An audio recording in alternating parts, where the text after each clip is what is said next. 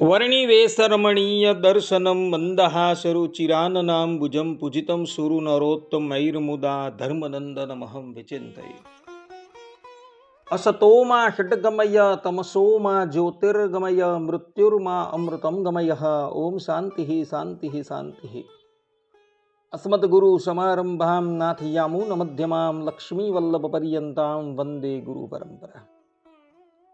આજની જ્ઞાન સભાની અંદર પધારનારા બધા જ ભગવદ ભક્તોને વેદાંતાચાર્ય, પુરાણ ઇતિહાસાચાર્ય, એમ ફિલોસોફી શાસ્ત્રી રાકેશભાઈના હેતપૂર્વક જય સ્વામિનારાયણ.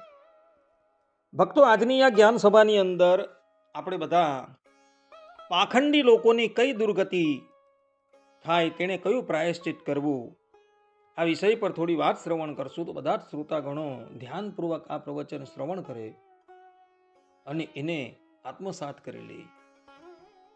તો ભગવાન સ્વામિનારાયણ શિક્ષાપત્રીના 27મા શ્લોકમાં કહે છે કે ચોર પાપી વ્યસની નામ સંઘ પાષંડીનામ તથા કામી નામ ચ ન કર્તવ્યો જનવંચન કર્મણામ. અર્થાત કે ચોર, પાપી, વ્યસની, પાખંડી, કામી તથા કિમિયા આદિ ક્રિયાએ કરીને જનનો ઠગનારો એ 6 પ્રકારના મનુષ્ય, તેમનો સંગ ન કરવો. આ પ્રમાણે ભગવાન સ્વામિનારાયણે કહ્યું છે. ને આની અંદર ભગવાન સ્વામિનારાયણ પાખંડીનો સંગ કરવાની સ્પષ્ટ રૂપે મનાઈ કરે છે. પાખંડી એટલે શું? પાખંડીની વ્યાખ્યા શું થાય? તો પાખંડીની વ્યાખ્યા કરતા વૈયાકરણીઓ કહે છે કે પરખંડ ધાતુ પરથી પાખંડ શબ્દ નિષ્પન્ન થયો છે. એનો અર્થ થાય છે કે સત્ય એવા વેદને છિન્ન ભિન્ન કરનાર હોય તેને પાખંડી કહેવામાં આવે છે. જે વેદની મર્યાદાનું ઉલ્લંઘન કરે, વેદનો ખોટો અર્થ કરે, તો આવા વ્યક્તિને પાખંડી કહેવામાં આવે છે. બીજી પણ એક વ્યાખ્યા કરતા મહાત્માઓ કહે છે કે યહ શાસ્ત્ર વિહિતમ ધર્મ માર્ગમ ખંડયતિ અસત્યાચરણમ કરતો સ પાખંડી. અર્થાત કે જે વ્યક્તિ શાસ્ત્ર મુજબના ધર્મનો ત્યાગ કરી અસત્ય, અધર્માચરણ કરે, ઢોંગ કરે, તેને પાખંડી કહેવામાં આવે છે. જે ઢોંગ કરતો હોય એને પાખંડી કહેવામાં આવે છે. આ પાખંડની ઉત્પત્તિ કેવી રીતે? તો એ સંબંધમાં શ્રીમદ ભાગવતના 4th સ્કંદમાં કથા આવે છે કે રાજર્ષિ પૃથુ જ્યારે 100મો અશ્વમેધ યજ્ઞ કરતા હતા, ત્યારે એ યજ્ઞની અંદર વિઘ્ન કરવાને અર્થે દેવરાજ ઇન્દ્ર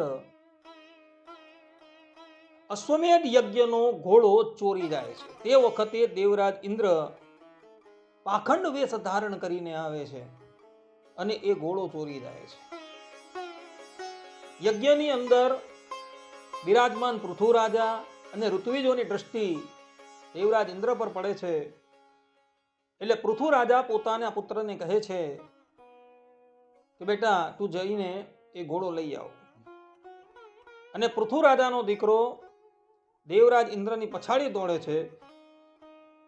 દેવરાજ ઇન્દ્ર જુએ છે કે પૃથુ રાજાનો દીકરો મને પકડવા આવેલો છે, એટલે એ પોતાના પાખંડ વેદનો ત્યાગ કરી નાખે છે અને પોતાના મૂળ રૂપમાં આવે છે. અને પેલો ઘોડો મૂકીને જતા રહે છે. ઘોડો પાછો લઈને પૃથુ રાજાનો દીકરો યજ્ઞમાં ઉપસ્થિત થઈ જાય છે. પુનઃ યજ્ઞ શરૂ થાય. દેવરાજ ઇન્દ્ર પુનઃ પાખંડનો વેશ ધારણ કરીને યજ્ઞનો ઘોડો ચોરી જાય છે.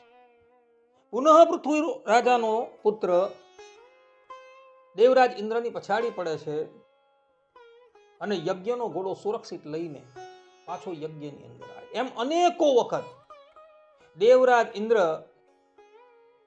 પાખંડ વેશ ધારણ કરીને યજ્ઞનો ઘોડો ચોરી જાય છે અને પૃથુ રાજાના પુત્ર એ ઘોડાને પાછો લઈ આવે છે.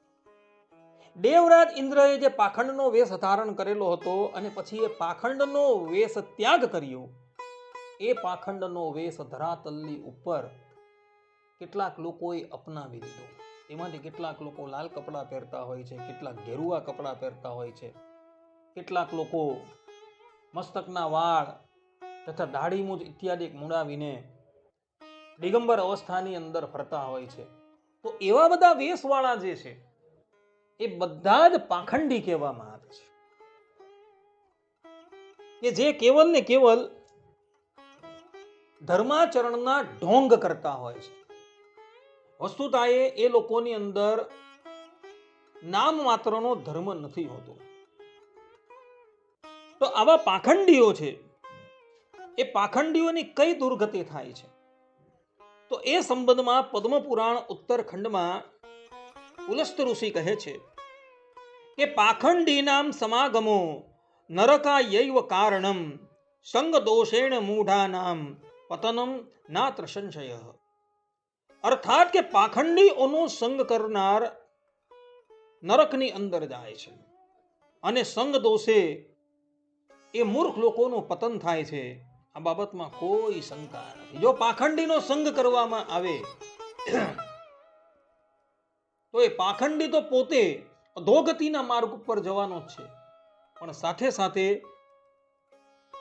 જે લોકો એનો સંગ કરે છે એ બધા જ લોકો ઘોર નરકની અંદર જાય છે. ગરુડ પુરાણના આચાર ખંડમાં શ્રીમદ નારાયણ ભગવાન ગરુડજીને કહે છે કે અધર્મચારીણામ સંગો નરકાન બહુન દદાતિ વિશેષતઃ પાખંડીનામ સંગાદ્વંશતિ સર્વમ. અર્થાત કે અધર્મનું આચરણ કરનારાઓનો સંગ ઘણા નરકો આપનાર થાય છે. ખાસ કરીને પાખંડીઓનો સંગ મનુષ્યના બધા પુણ્યોનો નાશ કરી નાખે છે. પાખંડીનો સંગ કરવાથી તમારું જેટલું પણ સકૃત છે એ બધું જ સમાપ્ત થઈ જાય છે. એમ ગરુડ પુરાણની અંદર શ્રીમદ નારાયણ ભગવાન કહે છે. સ્કંદ પુરાણના વૈષ્ણવ ખંડમાં કાર્તિક સ્વામી કહે છે કે પાખંડી માત્ર સંસર્ગાદ ધર્મો નશ્યતિ નિક્ષયમ તસ્માત ત્યાજ્ય તમઃ સંગો યોહી મોક્ષે અપહાયકઃ. અર્થાત કે માત્ર પાખંડીના સંસર્ગથી જ ધર્મ સંપૂર્ણ રીતે નષ્ટ થઈ જાય છે. તેથી એવો સંગ ત્યાજ્ય છે, કારણ કે તે મોક્ષને હરનાર કહેલો છે. પાખંડીઓનો સંગ કરવાથી મનુષ્ય સન્માર્ગથી વિચલિત થઈ જાય છે. એ ભગવાનના માર્ગ ઉપર જતો હોય ને આવા વ્યક્તિનો સંગ થઈ જાય તો એ માર્ગ ઉપરથી પડી જાય છે અને વિપરીત માર્ગની ઉપર આરૂઢ થઈ જાય છે. મહાભારતના અનુશાસન પર્વમાં વૈશંપાયન ઋષિ કહે છે કે દુષ્ટાનામ પાખંડીનામ ચ સંઘ પાપસ્ય કારણમ એસામ સંગે સ્થિતો મોઢ્યાત અંધતમિશ્રે પતત્યદઃ. અર્થાત કે દુષ્ટો અને પાખંડીઓનો સંગ પાપનું કારણ બને છે. જે તેમના સંગમાં રહે છે તે મૂર્ખત્વથી અંધતામિશ્ર નામના નરકમાં પડી જાય. અંધતામિશ્ર નામનું નરક એક ભયંકર નરક છે. રૌરવ નરક અને અંધતામિશ્ર નરક, આ બે નરક સૌથી ભયંકર છે. જે લોકો પાખંડીઓનો સંગ કરે છે એ બધા પણ આ ભયંકર નરકની અંદર જાય છે. એવું મહાભારતના અનુશાસન પર્વમાં વૈશંપાયન ઋષિ કહે છે. વિષ્ણુ ધર્મોત્તર પુરાણમાં માર્કંડેય ઋષિ કહે છે કે મિથ્યાદર્શિની પાખંડે યો નર સંગમમ વ્રજેદ સકાલેના વશઃ પાપૈહિ ક્રવ્યાદેર ભુજ્યતે ધ્રુવમ. અર્થાત કે મિથ્યાદર્શી પાખંડીઓના સંગમાં જનાર મનુષ્ય સમયાંતરે પોતાના પાપ વશતઃ નરકમાં ક્રવ્યાદો એટલે કે યાતના દાતા દ્વારા ભક્ષિત થાય છે. નરકની અંદર જઈને આવો વ્યક્તિ જે છે એ નરકમાં જે લોકો યાતના આપે છે એના દ્વારા એ ભક્ષિત થઈ જાય છે. માટે પાખંડીઓનો સંગ ક્યારેય પણ કરવો જોઈએ નહીં. જે ધર્મનો ઢોંગ કરતો હોય, મુખ મેં રામ બગલ મેં છુરી જેવી વાત કરતો હોય, તો એવા લોકોનો સંગ જીવનમાં ક્યારેય પણ કરવો નહીં. કદાચ એવા વ્યક્તિઓનો સંગ થઈ જાય અને એવા વ્યક્તિને આપણે ત્યાગ કરી દઈએ, પરંતુ એ પાખંડીનો સંગ થઈ ગયો છે તો પ્રાયશ્ચિત તો કરવું જ પડે. તો પાખંડી લોકોનો સંગ થઈ જાય તો મનુષ્યએ કયું પ્રાયશ્ચિત કરવું? તો એ સંબંધમાં મનુસ્મૃતિના 11મા અધ્યાયના 193મા શ્લોકમાં મનુ મહારાજ કહે છે કે પાખંડી નામ તું સર્વેશામ દંડો દાનમ તપસ્તથા વેદ વેદાંગ વિજ્ઞાનમ કૃત્વા શુદ્ધમ વ્રજંતી તે. અર્થાત કે પાખંડ કરનાર બધા લોકો માટે દંડ સ્વીકારવો, દાન કરવું અને તપ કરવું, વેદ વેદાંગનો અભ્યાસ કરીને તેઓ શુદ્ધિને પ્રાપ્ત કરે છે. જે પાખંડ કરતા હોય તે અને જે પાખંડીના સંગમાં રહ્યા હોય તે એ લોકોની શુદ્ધિ કેવી રીતના થાય? તો સર્વપ્રથમ તો એ પાખંડીઓએ કોઈ સાત્વિક પુરુષોની પાસે જઈને દંડ સ્વીકારવાનો છે અને ત્યારબાદ કોઈ સત્પાત્રને દાન કરવાનું છે, તપસ્યા કરવાની છે અને શાસ્ત્રોનું અધ્યયન કરવાનું છે. તો એ પોતાના આ પાપમાંથી મુક્ત થઈ જશે, અન્યથા એની દુર્ગતિ થશે.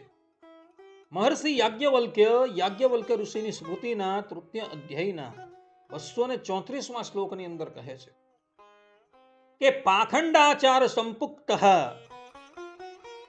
પ્રાયશ્ચિત્તેન શુદ્ધ્યતિ ઉપવાસૈર જપૈર્દાનૈઃ સત્યવાક્ય સમન્વિતૈઃ.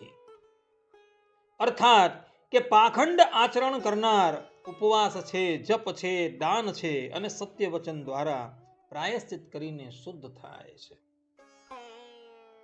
જે લોકો પાખંડ કરે છે અને જે લોકો એવા પાખંડીઓના સંઘમાં છે એ લોકોની શુદ્ધિ કેવી રીતના થાય? તો એને ઉપવાસ કરવાના છે, જપ કરવાના છે, દાન કરવાનો છે, અને પછી જીવનની અંદર ક્યારેય પણ હું અસત્ય બોલીશ નહીં એ પ્રમાણે પ્રતિજ્ઞા લઈને હંમેશા સત્ય વચન બોલવાનું છે. જો આ પ્રમાણેની ક્રિયા કરે તો એવા મનુષ્યની શુદ્ધિ થાય છે, અન્યથા એની શુદ્ધિ નથી થતી.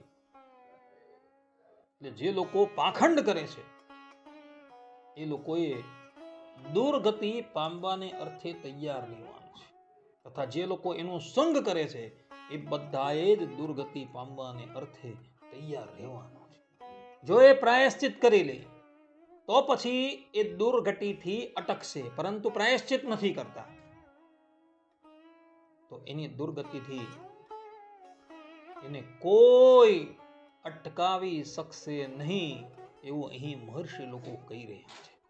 માટે બધા જ લોકો આ વાત જે છે એ આત્મસાત કરી રાખે. કોઈ ઉત્તમ મનુષ્ય ન મળે ને તો કઈ વાંધો નહીં, પરંતુ જે નિમ્ન કક્ષાનો વ્યક્તિ છે એનો સંગ નહીં કરતા.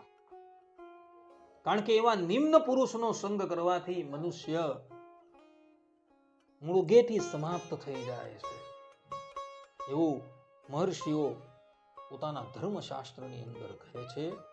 એટલે આ વાત ખાસ આત્મસાત કરી રાખજો.